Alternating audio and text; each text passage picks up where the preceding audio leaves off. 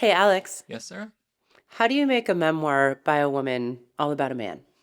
Um, on the internet, isn't everything all about a man? Mm, gosh.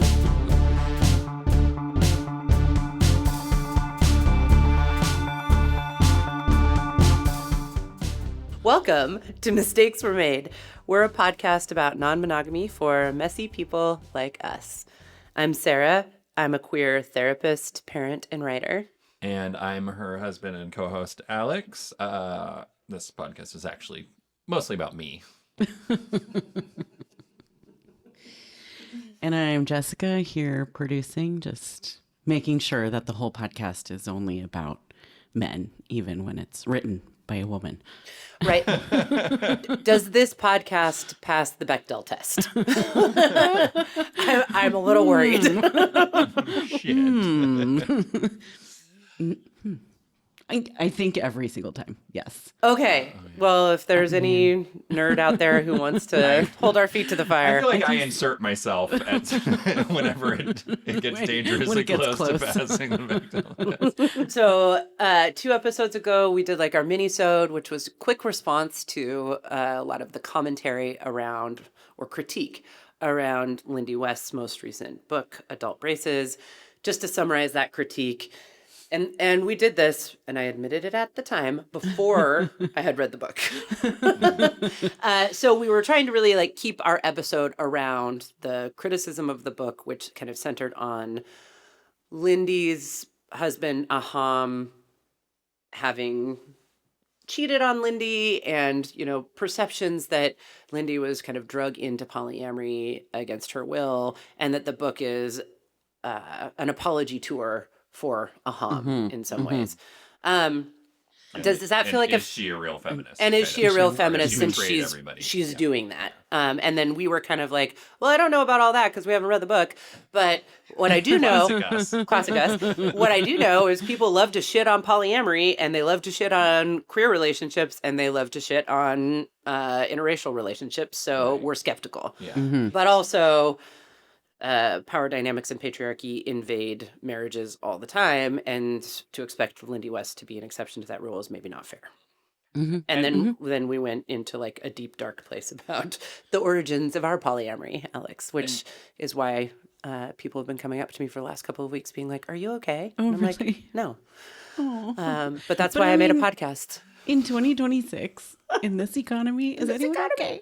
No. I was just precocious in my not being okay. Yeah. I started not being okay like 7 years ago. So you asked why we were coming back to it, and I think the honest answer is because people loved that episode apparently, and we're shamelessly pandering. Let's get Lindy West's name into another title of an episode. For the love of God. Seems to work. But also because we actually have read the book, and I had the same feeling in reading the book of being like, oh, there's a lot more depth to this, like, duh, when you actually read a piece of art, especially one as complex and compelling as this. There's a lot more to it than what you get out of the headlines or people's takes, or your takes on people's takes. Takes on takes. I loved So it. good. I've always loved Lindy's writing, and I think you were saying this, Jessica, that it's only gotten better Yeah. with, with age. Yeah, Totally. I thought it was very good as well. And that's the part of the reason we're coming back to it is like there's so much stuff in there that feels like important to like get into and is like directly relevant to the things that we talk about on this podcast. Yeah, and I would go so Yeah. far as to say, we have drug many a polymemoir on this podcast. Oh, yeah. Many a Yeah. polymemoir. It's delicious. Never met a polymemoir. Never met one I liked, except for this one. Yeah. Like this one, I really felt was good company. And sometimes that's the measure of a book for me is I'm like, Yeah. did this book feel like good company? And Yeah. it felt like really good company. And I have Yeah. never felt like any other polymemoir that I have been exposed to has felt that way. It has made me feel edgy, defensive, suspicious, angsty. Well, and like, why do you think that is? Say more about that. Where do they go wrong? Well, I think this is a big part of what makes this one good. They are so much of polyamory in the media, and people who are writing about polyamory are on the defensive. Yes. And there is just this posture of having to make it a good narrative, a positive narrative, or a narrative of it not working spectacularly and retreating back to a normal way of being. There's no nuance when we talk about Right. polyamory and polyamorous relationships. There's I understand why, and it's also the reason why we started this podcast, because Right. when we became polyamorous, I was like, if I have to consume one more piece of fucking media about how great polyamory is and how if you just follow these 4 simple rules and stop being an uptight, sex negative, Right. frigid piece of work, then you too can have all the love the universe has to offer. I was going to fucking explode. It was so Yeah. awful because I'm like, this is not my experience of this at all. Mm-hmm. And if we were consuming media about monogamous relationships that was like that, Ew. nobody would go Yeah. for it. It's just like, nobody wants to fucking hear about what a great job you're doing in your relationship. You know why? Because everybody is struggling in their relationships. You know why? Because relationships are hard. You know why? Because they're made up of people. And people are trapped in the human condition, which is, yeah, you guessed it, fucking hard. And I just feel like most poly media has completely failed to grasp that and comes across as hollow, self-serving, defensive, opportunistic, or mean. And Adult Braces is the opposite of all of that. Right. It's warm, it's vulnerable, it's complex, it's nuanced, it's dynamic, and it's humble. Yeah. Yeah. I think I want to argue that it evades that trope by ending soon in the polyamorous early in the- exploration. Yeah, okay, fair. And Yeah, that it, yeah. like, That's fair. it's Tell not us what you real- mean. that Tell us it's what you not mean. really like it's not exactly a poly memoir. Why not? Where does it because end? It's because it ends at sort of the beginning and establishment of the polyamorous relationship, which is like in the rear view at the time of writing by quite a while. But this is not necessarily a critique like books must end. And you have to have your like destination point, and like you do have to have a story arc or whatever. But it's just kind of like at the end, like, and then this is the relationship constellation and arrangement we figured out as summarized in 4 or 5 pages, and all is well. Yeah, I think that's fair. And that in a way, most polymemoirs kind of do that. Yeah, Because I've never finished one. Oh my God. because they don't the action, I think, from an audience's perspective is the change from the transformation from monogamy to non-monogamy. Yeah. It's not like the kind of ongoing turmoil of any relationship as it stretches infinitely to the horizon. I mean, and when you're writing memoirs while you're still in the very middle of your life, like you have to end in the middle of something, right? So I think back to, I think her first book, Shrill, but also like first sort of like very memoir-y book. And it takes us through all kinds of stuff in the very wonderful, vulnerable Lindy West way. And then towards the end is when she meets and falls in love with Aham, and it's a little bit fairy tale ending, right? And then in Adult Braces, we get to go on this whole ass journey. But it's true that, yeah, at the end, she just kind of gets to a point in time. But this is just making me think about how I look forward to her next memoir, when will start, where Adult Braces left off, kind of, and take us through whatever she learns in the next few years. And that one will be the poly memoir, I think. Yeah. More I hear so that. than this. Yeah. I think this to is me, the opening the thing that I memoir. Sorry, go ahead. No, the thing that I really liked about this book was that it felt like it was like about somebody's like complex, really painful internal life, and like that, has this like sort of like political, social context of like being a fat woman in this society. But as somebody A fat woman who made her name publicly critiquing misogynistic culture too, which I think is like important.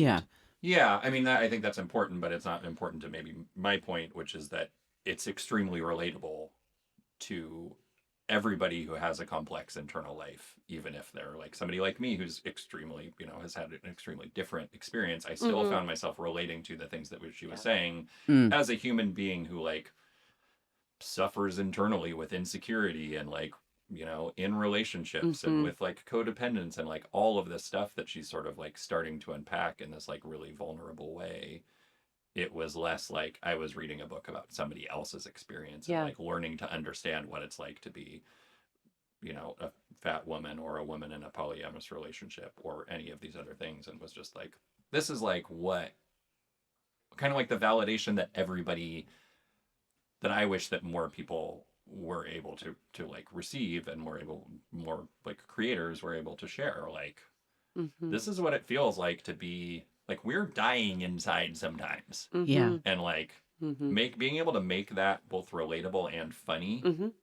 is like a real achievement, I think. Well, and Yeah. it's why So- she's a great writer and thinker. So in that sense, Yeah. the book Yeah. is actually about me. Ah, well done. Oh Well done, my sir. God. Uh-huh.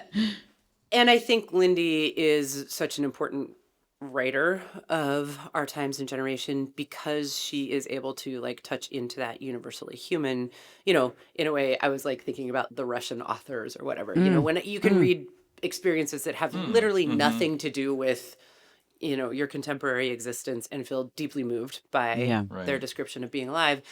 It's funny because Lindy Except for the killing your landlord part, I think that is still feels totally relevant. totally Yes. relevant. Very timely. But Lindy is really remarkable because I do think she can touch on the universal, and especially in this book, and is very pithy and very funny and very like internety. You know, it's not it's not self-serious, while the emotions Right. behind it are incredibly deep and meaningful. Mhm. So I think she's really wonderful in that way.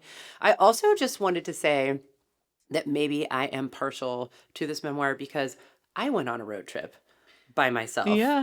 Uh-huh. during COVID, Mm-hmm. right when we opened up our Mm-hmm. relationship. And so I was just there. And I was like sleeping with the first person I have, the other Yeah. person that I slept with, like while you were on that road trip. That's and right. stuff. Mhm. Yeah. Yeah. And I was in downtown Milwaukee, like just inviting myself to like this weird party that was in front of my hotel Yeah. and drinking Carvassier and trying to make out with a woman didn't work. Damn it. In peak COVID. Peak COVID. No amount of Carvassier I can like get how us you're there. still interpreting that as a rejection. And this woman wouldn't make out with me. A person coming from Washington, the state where the first COVID case is in the country. Rude. So I just was noticing that parallel and the experience also of being like a woman on the road in this country at a kind of like frightening collective moment, Yeah. exploring the inside of yourself and also calling into question kind of everything that you've known about intimacy. Yeah. You should write a memoir about that. You know, there's that thing where like Volcano and Dante's Peak, like the two same movies come out at the same time. Oh, yeah. Transformers, GoBots. You could be the GoBots. Mine will be called like adult headgear. Yeah. Contemporary headgear. Night guard. Night guard. Middle-aged night guards. Invisalign. Okay. But yeah, to your point about, will you talk a little bit more, and I'd love to hear from both of you, what felt like those universal points? Because also, Jessica, you're not polyamorous, so there's no reason why this So you didn't understand this book. would That's way speak over my head. directly to your experience in that way. What did you all find so relatable about it? You didn't go on a road trip like I did, and Lindy did. So. Yeah. I mean, how could I even how could I relate? I mean, I think something you said a minute ago, Alex, was something about art, about how we're dying inside. And I've been thinking about that a lot. That's something that like I've been really appreciating about a number of things, like this book, some TV shows that are going on right now. I feel like this is a theme, and it's about really, truly showing like the feelings and thoughts that we often don't share or talk about or present in literature. And Lindy is just so good at that, and like just getting better and better at that. Like vulnerability in a way that doesn't, it doesn't feel like she's just, I don't know, slitting her throat open and bleeding all over us. Like it feels, like it feels like she has processed it to a level that it's like safe to share with us. Um, and I just so appreciate her doing that because it is so relatable. I have to imagine that everyone experiences feelings like what she describes of just sort of like wondering, what am I doing here? Who am I? Like, these very existential questions. And she just does such a good job of like rooting those in a precise moment, putting it into a story. I like, I could not consume enough of that type of writing, that type of storytelling. Yeah, absolutely. And all of that universality firmly in place. I do think that she's doing something special in this book in writing about the experience of being a woman, Yeah. and a fat woman, but by being so honest about how we internalize misogyny and contempt, Yeah. and how it walls us off from ourselves Yeah. and others. I mean, I just found the descriptions of that to be like actually pretty precise. Yeah. Which Yeah. I have struggled my entire adult career to really be able to articulate what that Yeah. feels like, and how, you've heard me say on this podcast a million times how much I resent that my own insecurities will be weaponized back at me as a personal failure. Right. When I'm like, okay, but also, might it be partially, if not entirely, the trauma of being a woman in the world and in this culture in particular. And so I just really appreciated that. That was part of what felt like good company, Yeah. where it's like to be constantly running these rubrics around how much contempt people feel for you, and how Yeah. you're supposed to make yourself more likable, and how impossible it feels. Yeah. That's so Yeah. interesting because I think the parts, like I definitely heard all of that, but almost like, the sort of more universal parts that resonated with me were like almost maybe like the sort of backdrop to that of like she's talking about like what it's like to have low self-esteem Yes. and like Absolutely. feel like Yeah. you're not Yeah. lovable or feel like and like be codependent where you're like Yep. I can only feel good about myself if I'm getting that reflected from other people, maybe from my one partner, and then becoming completely dependent on that. So you like lose your sense of yourself. And, some of the like childhood experience of having low self esteem, the transition from being like a kid who, believes that you are loved and good and smart on some level to, the like transformation to being an adult where you don't believe that because of the experiences you have, which like are gendered experiences certainly, but they're not, they're more acute for women maybe, but they're not exclusive to women. Like Yeah. it's relatable. Also, the being a performer is kind of a key piece of that, and part of what I related to, because often people who are, I've lived most of my life in some form of spotlight, nothing near what Lindy West has, but I was a dancer, and then I was a journalist, and now I'm, a therapist who won't stop making it about me in the public eye. And I think that what you often will find is that people who present as very, very confident in public, Yeah. in private, that's where a lot of, they're like overcompensating for some of that unstable self-esteem or unstable ego internally. And that is absolutely what I experienced. I think part of what has made this podcast so wonderful is because it's kind of integrated those things. I've been able to like publicly explore my low self-esteem, which is kind of cool. You do have a lot in common with her. I hadn't do. really thought about Yeah. that way. I Like do. also you've been a public figure as a writer and gotten, the same kind of like Threats and violent feedback. and Misogynist. misogynist. feedback. Yeah. Yeah. So I think there's something really interesting in that, and how that those dynamics can make for relationships that are really unstable you know, they can be like deeply passionate. And I think, Alex, Yeah. you and I are sort of a good model of this too. And this maybe can get us into talking about like, why does polyamory like help us examine these things? And also, how do we actually feel about the Aham Lindy dynamic after having read the book? You and I are kind of an example of this type of relationship too, where we're like two people who are largely have defined ourselves by being creative and making things together and sometimes being in the public eye. Yeah. Projecting the confidence required to do that. I'm a great trombone player, Doesn't just like a hum. I think he our plays home- the trumpet. plays Okay, the trumpet. trumpet, yeah, that's trumpet.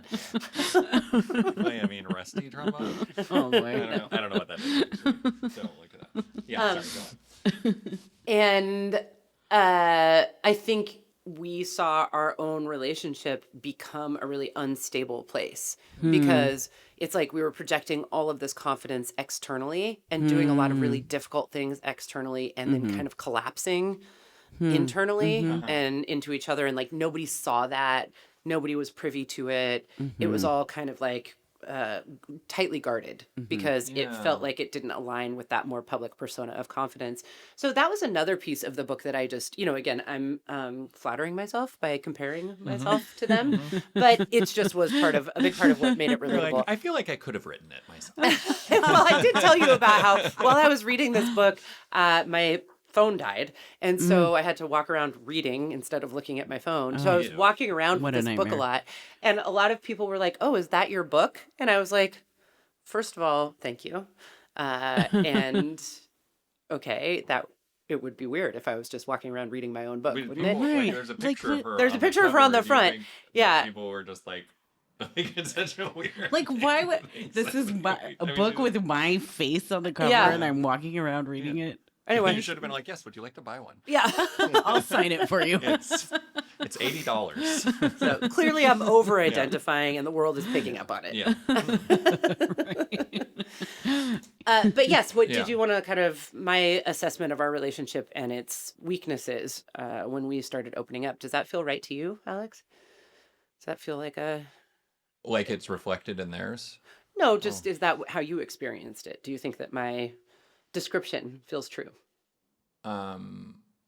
Tell me what it was. Do you need to play the tape? Recap of the description. The description. Sorry, I was seriously leaving through the book looking for something I'd written down. And, The description was like two people who were like outwardly confident. You know, Oh, we yeah. led organizations, we did international reporting together, we were creatives, etc. But internally, we're struggling with a lot of Well, self-esteem issues, and it was making our relationship yes. codependent. yeah, and on top of that, like you build a strong foundation for doing anything together with 2 or 3 people, and then or more people, I guess. But then people become reliant on that foundation, and then you cannot share your like vulnerabilities or difficulties inside of that context, because it's like, I mean, we've talked about this before. It's like sometimes you can feel like, and I think in that era where you're doing that kind of work, and maybe still, sometimes you're like a mom and dad to people. And so it's really hard to be like, I mean, I guess speaking for my part of it,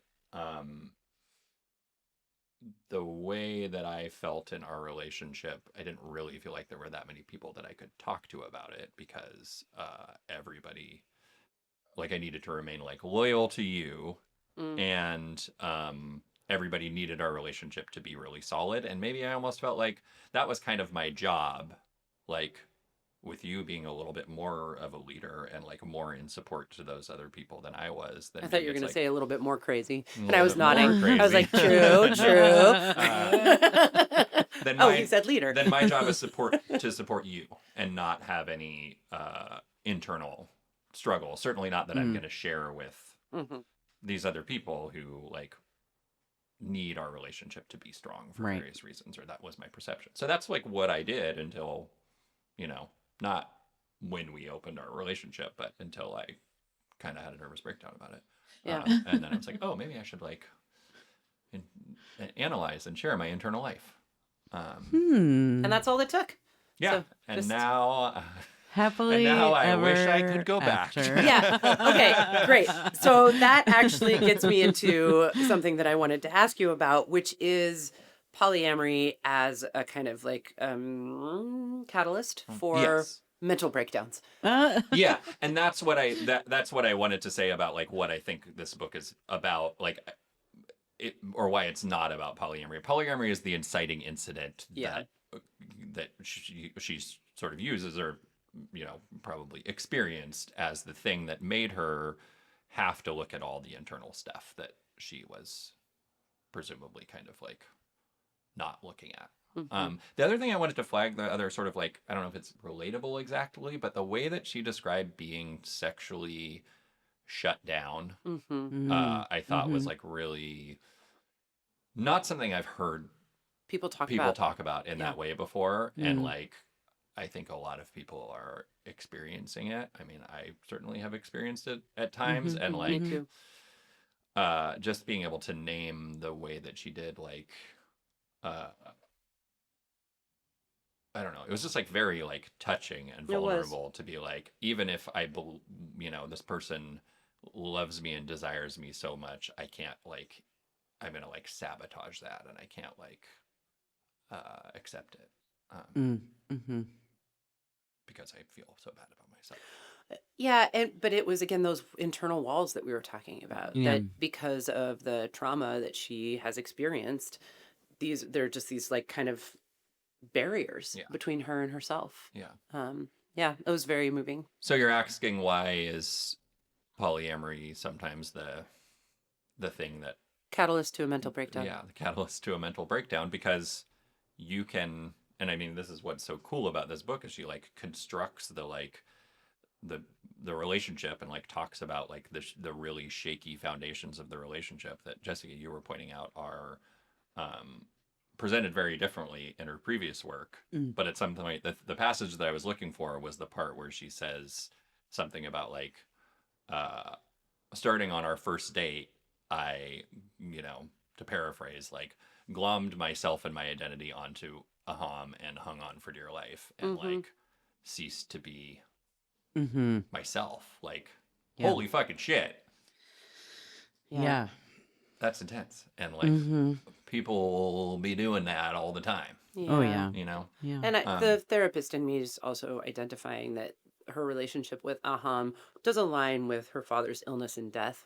Yeah. And Right. so, having this beloved parental figure who always saw the best in her. And that's a big part of what the memoir is about, too. Yeah. Which it was funny how I felt jealous of that. I always, whenever there's a memoir where people have a parent that just like universally saw the best in them, and then that parent dies and they're like, and I lost that. And I'm like, it's the wrong takeaway for me to be jealous that you had it to start with. I mean, but it sounds like her mom's pretty nice too. yeah, her mom sounds like maybe a little more complex of a parent in that respect. But yeah, I'm just saying I'm jealous of both. I'm just sounds like she had pretty good parents. Yeah. Yeah. But what was I saying? Oh, just to lose that parental figure who, and of course a patriarchal figure, a man who adored you and saw the best in you, and like even when you weren't great, tried to get you in the Jello commercial or whatever.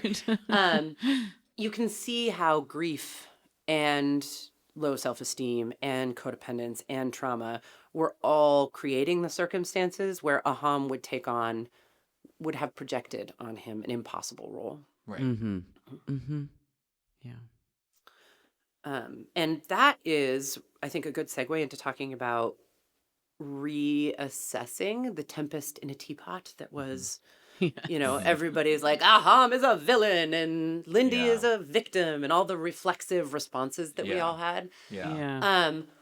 As I was reading this, I was just like, oh, God, I totally bought into, even though I do think we had a more nuanced take than other people did, I did really buy into this idea that like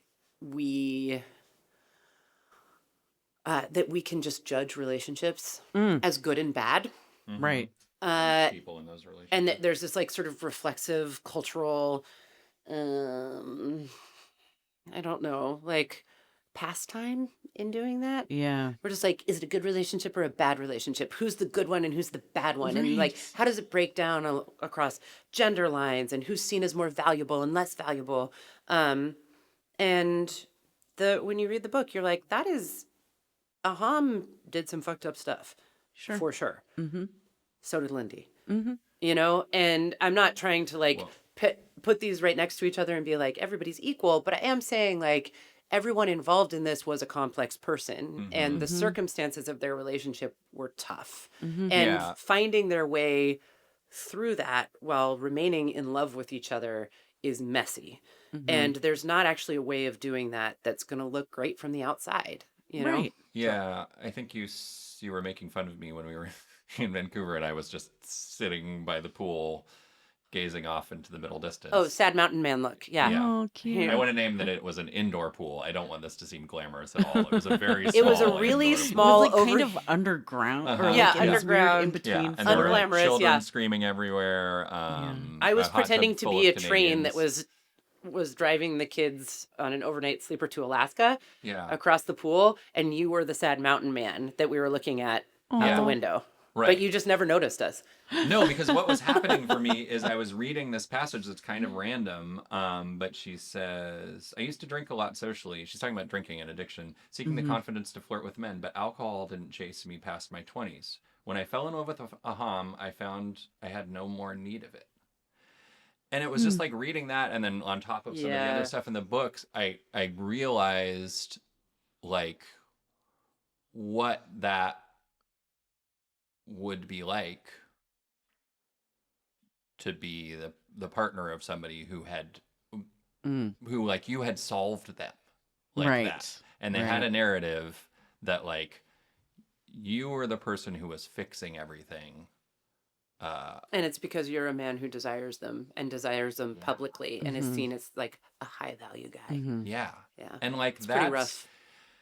no matter how like good you are, no matter how good you are at doing that, that is not a sustainable like Dynamic. way to be or dynamic. And like No. I don't think it's like yours and my relationship like you know precisely parallels that or like is like super close, but I can like feel it, especially when your partner is really outwardly confident and successful and recognized, and like the way that he must feel like both being like, okay, I'm partnered with this amazing person who is like doing incredible work in the world and I love very deeply, and they can only do that if I am who they need me to be. Right. And I know that inside behind the closed doors, it's a fucking house of cards, and their self-esteem is shit, and like they're like really reactive to like anything I do if, you know, they perceive you know, if I'm not like doing that job right. This is where you're outing me as the crazier one. Thanks. Uh, I knew it was coming. Well, I think people do this reciprocally too, Yes, and you and I definitely. do as well, but like We're very switchy in this way. yeah. But that was making I mean, that's why I was like, oh shit, like Yeah. like of course he cheated. Like not to say that that's inevitable necessarily, but like, you know, it's just not like a really way that somebody could be for forever. Well, and it's making me think of the way you guys were describing your relationship, like vis-a-vis friends and relationships outside, like people who needed you to be parental figures. So therefore you're not allowed to be just like whole ass right. people Yeah. who fuck up sometimes and like, you know, have low self-esteem or are mean to each Right. other or whatever, like have unrealistic expectations inside that marriage. Like anytime someone or something is idealized that way, there's no way that you can live up to it. I also got to ring the trauma bell here because, you know, people Yeah. joke that success is a trauma response. Oh, God. And Uh-huh. it's funny. I was joking with my friend Julia. Oh, she was like, "Oh, you always pay such close attention to what people say to you, and the people you love. You always remember their words and what they wore and stories that they told you." And I was like, "Oh yeah, like that's one of my love languages is paying close attention to people, so they know that I'm noticing." And she was like, "It's a trauma response, but it can be nice." I know. I was like, oh, hypervigilance? Is Yeah, that what you're that's exactly. describing? Yeah, I was like, sick burn. Okay, well, I'm never gonna forget you said that. Anyway, but trauma, the trauma bell. Lindy is traumatized. Yeah. Lindy Yeah. is a traumatized person. Lindy is traumatized by being a woman and a fat woman in the world. Lindy talks about being traumatized by having written an article back in fucking 2015, 16, some Earlier. bullshit year. Yeah. That where she was like talking about the anatomy of a rape joke. And because there had been all of these Yeah. scandals about comedians making rape jokes, and then she became the target for everyone who was angry for what, we didn't call it this then, but for woke. Yeah. Yeah. And for, being a scold. And She was like the meme. she for was that, the yeah. meme. And honest to God, like the description of the way people treated her. I mean, she also wrote a seminal piece called Feed the Trolls Until They Explode, which was Right. about how much violence was being, Yeah. she was being subjected to. So she's traumatized by that. She's traumatized by her experiences as a woman and as a fat woman. She, in the context of this book, is traumatized by her father's death, right? Yeah. And so I think, when you talk about being a partner to someone who is,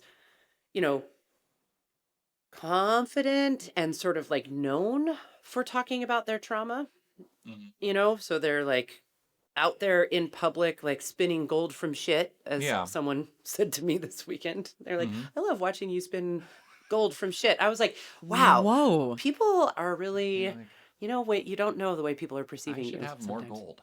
Wow. Yeah. That's so gross. Ugh. But there's a cost to those things, and the Yeah. partners are catching that cost. Mm. And like Mhm. Yeah. that is really being described here. And I think, Mhm. in cheating as an inevitability is a touchy subject, obviously. Yeah. But it is something that happens a lot. And it happens a lot for all kinds of reasons.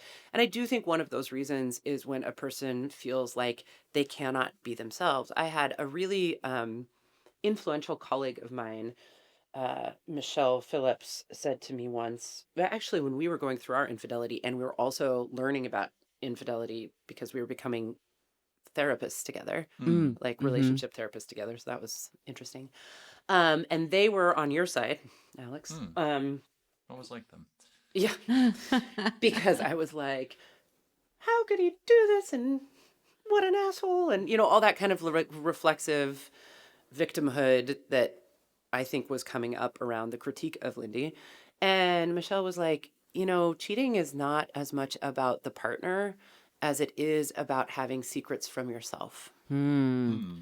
Wow. And if you start thinking about it that way, you're going to get a lot more information about what's going on, whether you're talking about your own relationships or you're talking about being a therapist to people who have experienced Yeah. infidelity. So I offer that up here as well with proper citing. Yes.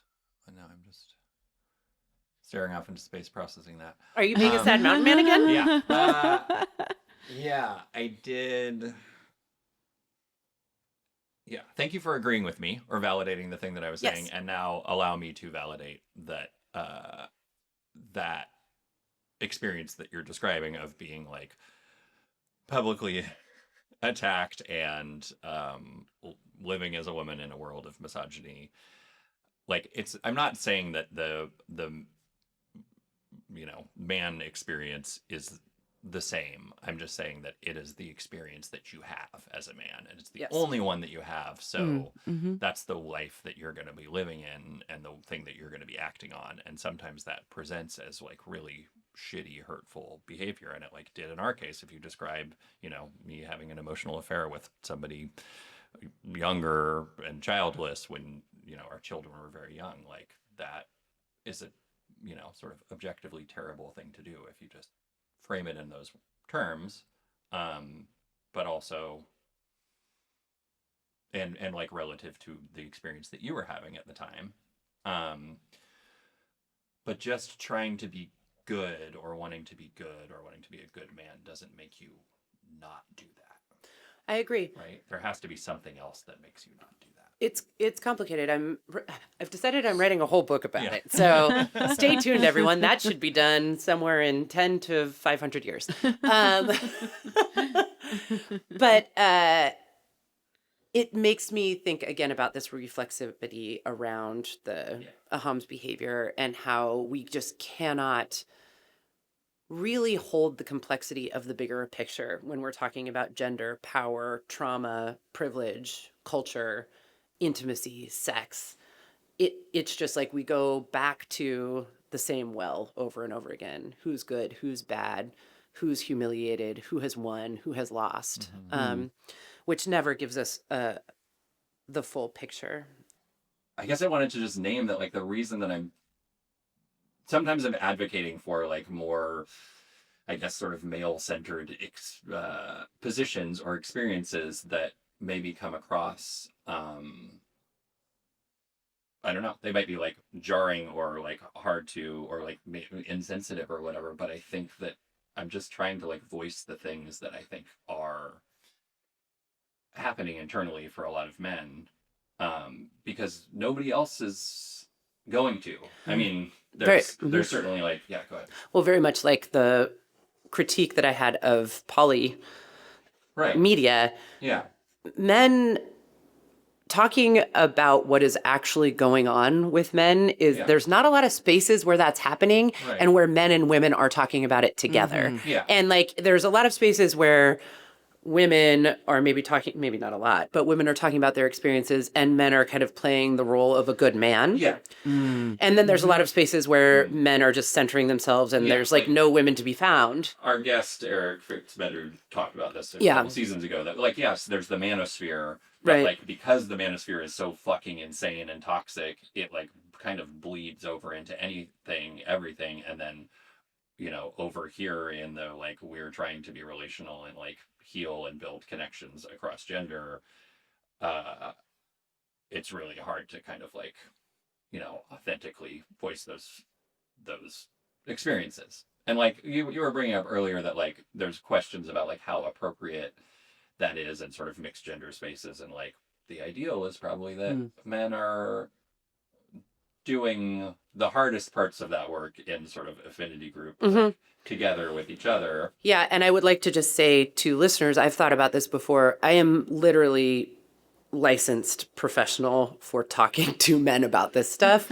So Don't try this at home. It is a little bit like you're like the evil Knievel of and it's also really, really difficult. Like we have a hard time with it. It has been very challenging. Like you and I. Yes, absolutely. I was just we were on a walk preparing for this episode and it ended in both of us crying. Yeah. You know, like it's not it's really, really hard and I don't know how to do it. And I'm always trying to figure it out and probably missing the mark. It's also funny because we were talking about the gap between men and women's experiences and I was talking about it and I was like, and men, they just like sort of lack empathy in this way. And this guy walking down the street just goes, "Shut up, bitch." Oh my God. Not in a joking way.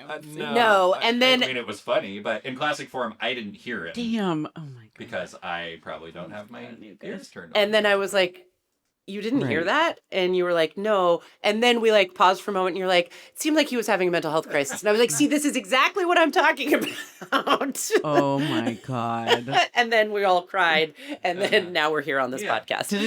Did it seem like the guy was having a mental health crisis? I think probably 9 loaves of bread. Yeah. Mm-hmm. Yeah. But so that was it. there's a whole side conversation to be had about that. And like the point I was trying to make was that like it doesn't matter because it was negating your very real experience of being like verbally assaulted on your walk in the morning before you went to record your podcast about fucking misogyny in the world. So I could have just held that rather That's than what I being call a Monday. Right. And I was like, isn't it weird how the expression of people's mental health crises are like the ether of our society? And so we're in a misogynist society. And so that's what this guy is saying. And I was like, It's yep. like And people- Sarah's just like Yeah. ducking and covering. Meanwhile, he's assaulting you with the bread. God. But so this just goes back, you know, kind of working our way back to Lindy and Ham, that it's very hard to hold these conversations. And the reason why the internet and we also kind of failed to capture the nuance is because we don't know how. Like, it's very challenging to talk about what it's like to be an intimate relationship across power and abuse and trauma and betrayal. And guess what? All of us are experiencing some version of that. And there are those of us who are willing to talk about it, and there are those of us who aren't, Yeah. whether publicly or even to ourselves. And so this idea, like, between you and I, who is likable, who isn't likable, and how does that, because certainly plenty of people have also called me unlikable on the podcast, so don't worry. Yeah, most men probably. And it was mostly men. I'm a little too world changey was one of the critiques that I got. Too world changing. And I'm too hard on you was another critique that I got. Some just don't like the sound of my voice. So I'm glad that that floated back to me. So, you know, it's just... When you're on the radio, so they can't cut you down by being like, you're ugly. Then Yeah. Right. Like, your voice sounds too. Her voice sounds like she's ugly. Yeah.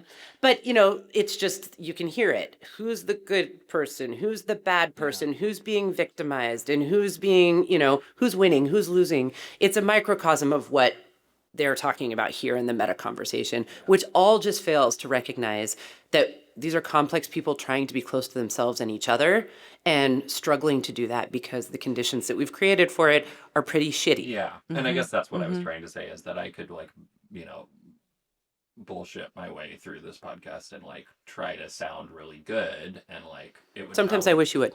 it would, yeah, it might be more palatable and more convincing, but it would be a waste of time. And so I'm trying to say the, like, not the worst things, but the most authentic things, and the things that I think that other people are feeling. The emotional responses you're because I having. think everybody in a, like, relationship between a man and a woman is, like, nobody has solved this. Absolutely not. I've never seen anybody, like, in that kind of relationship, probably in any kind of relationship, but certainly that kind, be able to, like, where the man can just, like, hold the woman's pain around misogyny And then also assault, be authentic and then- to how he's been hurt as well Yeah.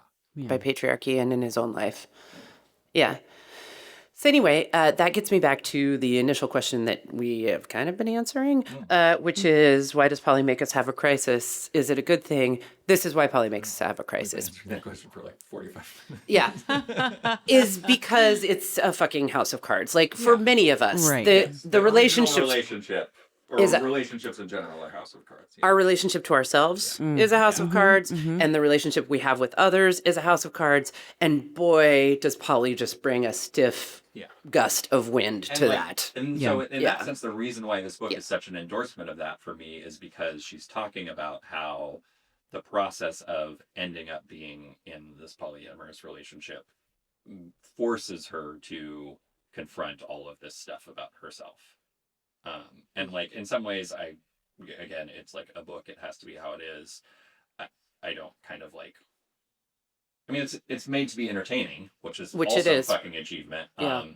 You know, it's not necessarily, like, 100% believable that it all lands as neatly as it does. But it is, like, really, I think, showing how becoming poly, or, you know, sort of changing your relationship structure, like, forces you to, or your partner cheating on you and staying with them, I guess you could put it that way too, forces you to, like, unpack a lot of things that are, like, you've maybe been able to cover over through codependent monogamy. Yeah, I think so. And I think the end of the book,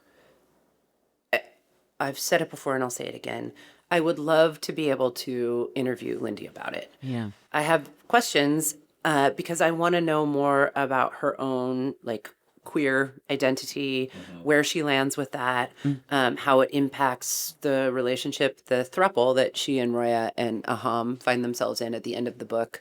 And I'd love to learn more about the messiness of a throuple and living as a throuple, which, by the way, is very interesting. And there's, like, so much to know about it. And I think this is another thing that the internet and critics just always get wrong, certainly about this and about polyamory in general, which is, are you actually curious about what it's like for three people to be in love and live with each other? Right. Because I am.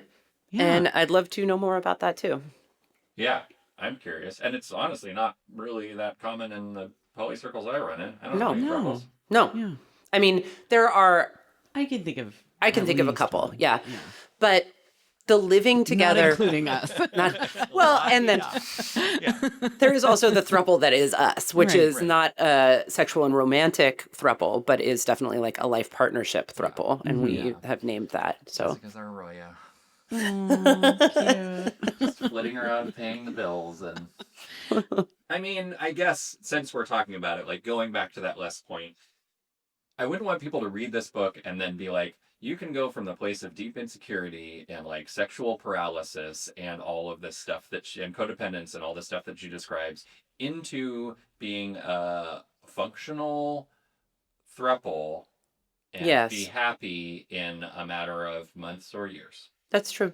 Right. That's a good thing to say. Like that. I mean, I can't say like I'm not trying to say that like she is unhappy or like what she is, but I am saying the book is wrapped up with a bow in a way that I think is maybe a little bit potentially harmful to people. I think that's fair. Because Mhm, like you're not mhm. like the likelihood like maybe they did it, but the likelihood that like your partner, your man, AMAB partner who you feel codependent towards, like falls in love with and starts dating another woman, and then you fall in love with that woman too, and you guys end up in a three-way relationship that is like really happy and fulfilling for everybody.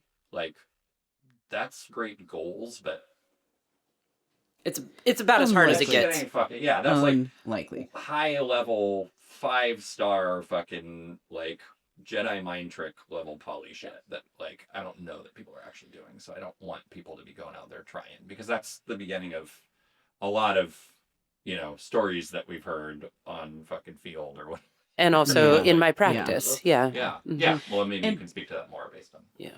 Well, and I think like for the purposes of writing an entertaining and readable memoir, like she has had to condense where a lot of that like learning and growth happened. But I think that part really starts farther back in history of her starting to like I don't know that like cheating or considering like the reality of polyamory was her first just sort of step on her own journey of self-discovery that is like necessary in order for her to have gotten to the place that she is. And obviously the place that she is in this moment is never going to be as tidy as you have to put it on the last page of the book. Yeah, and it's complex because there's so little representation of polyamory. I think that we load a lot onto these books and pieces of media that we wouldn't with other things. But to your point, it's incredibly challenging. And everything that we've been describing in this podcast so far,